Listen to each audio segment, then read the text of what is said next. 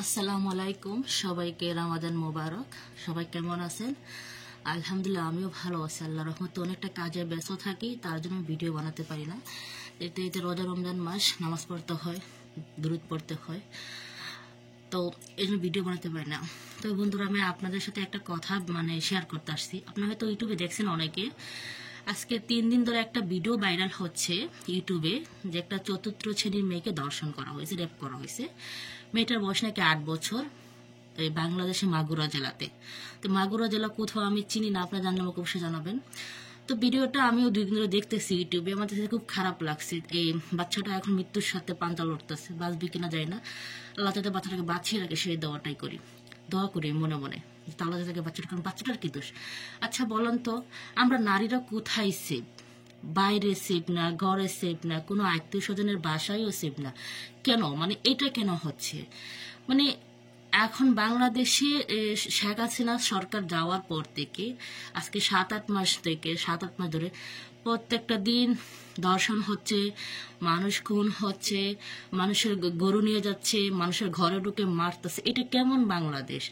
যেখানে আমি আরো কয়েকদিন আগে একটা ভিডিও দিচ্ছিলাম, যে একটা মহিলাকে একটা স্বামীর সামনে রেপ করতেছে, স্বামীটা তার পায়ে ধরে কাঁদতেছে ওই লোকটা, যে ভাই আমার বউকে ছেড়ে দেন। এইরকম ভিডিও চোখের সামনে আসলে খুব খারাপ লাগে। তো আমি এসব ভিডিওর কথা বলি না। তবে এই যে বাচ্চাটা, তৃতীয় শ্রেণীর বাচ্চাটা, যেনকি তার বোনের বাড়িতে বেড়াইতে গেছে, এখানে তার বোনের শ্বশুর দুলাভাই নাকি এইটা করছে। আর আমাকে কজন আছে সঠিকটা বলতে পারবো না, কতজন আসামি সেটা জানি। তবে আমি জানি ওনার যে শ্বশুর, বোনের শ্বশুর আর বোনের হাজবেন্ড। তো তৃতীয় শ্রেণীর একটা বাচ্চা, 8 বছর একটা মেয়ে নিজের বোনের বাড়িতে যে সেভ না, তাহলে কোথায়? তাহলে তো আমাদের এখন আজকাল ভয় হবে যে আমরা কোনো আত্মীয় স্বজনের বাড়িতে যেতে পারবো না, আমরা বোনদের বাড়িতে বেড়াইতে গেলে ভয় পাবো। কারণ এটা কেন হচ্ছে? আপনারা সবাই প্রতিবাদ করেন প্লিজ। এভাবে দেশ চলতে পারে না। কেন নারীদের কেন সেফ দিবে না? অনেক অনেক মোল্লারা বলে যে নারীরা বাইরে চলাফেরা করে, বেফর্দা ভাবে চলাফেরা করে, নারীরা এইটা করে না, সেইটা করে না। হ্যাঁ ঠিক আছে, আমরা মুসলিম, আমাদের জন্য হিজাব করা, পর্দা করা ফরজ। তো পর্দা করলে কি দর্শন বন্ধ হবে? হচ্ছে না তো। এই যে ছোট বাচ্চাটা, তার কি দোষ? সে কি পর্দার যোগ্যতা হয়েছে? সে তখন 8 বছর ছোট বাচ্চা, তাকে কেন র্যাপ করা হয়েছে? প্লিজ আপনারা আমাকে কমেন্টে জানাবেন, ভিডিওটা দেখবেন মাগুরা জেলার। তো ওই দেখে আমার খুব খারাপ লাগছে, তাই আমি একটা ভিডিও বানাতে আসছি। আর সবাই যেখানে আছেন ভালো থাকবেন, নিজের ফ্যামিলিকে নিয়ে টেক কেয়ার করবেন। আজকাল দেশের যে অবস্থা, খুব ভয় হয়। রাত 8টার পর থেকে মানুষ চলতে এখন বাংলাদেশে ভয় পাচ্ছে। কি আর করবে, আমাদের দেশের যে অবস্থা। তো আপনারা সাবধানে থাকবেন, নিজেদের বউ বাচ্চা, নিজেদের জানমালের, নিজের জিনিসপত্রের সবসময় সাবধানে থাকবেন। কারণ এখন বাংলাদেশের এতটা ভয়াবহ অবস্থা, ডাকাতি, চিন্তায়, গুন্ডা, বদমাশ সবগুলা বেড়ে গেছে।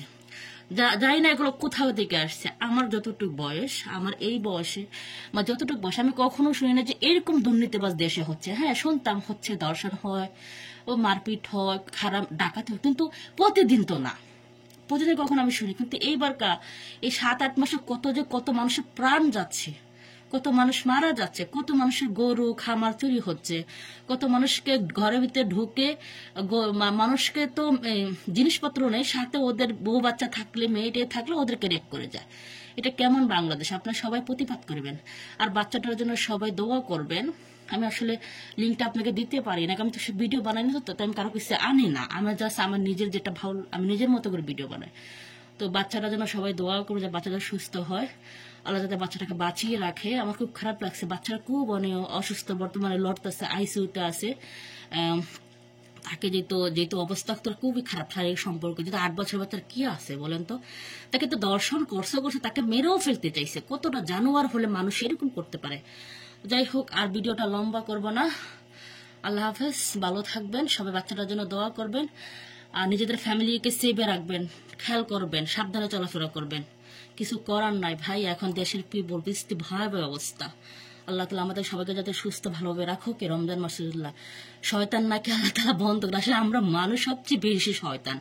আমি তো মনে করি যে মানুষে হচ্ছে এখন জানোয়ার, আমরা তো শয়তানকে দেখি না, আমরা মানুষকে দেখতেছি। আল্লাহ হাফেজ, ভালো থাকবেন।